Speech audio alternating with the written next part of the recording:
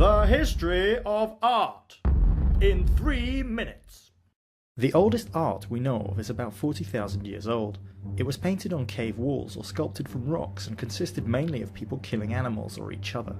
An exception to that rule is the famous Woman from Willendorf, an abstract sculpture of a faceless obese lady wearing no clothes except a shower cap.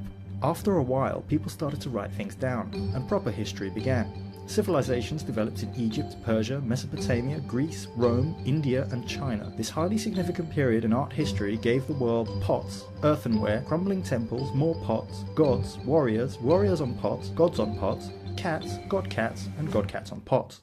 In the Middle Ages, the West was dominated by the Church, who disputed the validity of all the old gods and says there was in fact only one. Art could no longer feature unrealistic things like multi-limbed elephant dancers or winged bearded man-horses, but had to be about things that happened in the Bible. This more realistic, down-to-earth approach gave us morose men in yellow hats, morose men in pink shawls, and lots of glowing babies. Then came the Renaissance and a return to the material world. Real-life places were rendered in 3 dimensions, convincing use of perspective became widespread, and the human body was shown as it really is. Many images, however, remained religious in nature, and so also featured flying men with laser beam eyes, done realistically.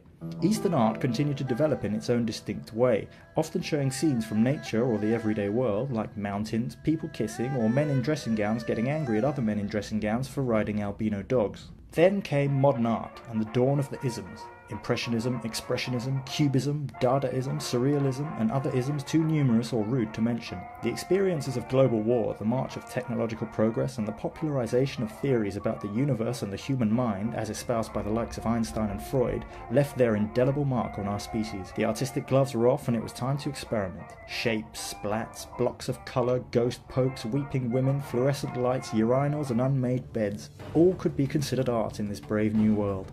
People argued the point, saying some modern art was some of it really was. Modern art! Look at it!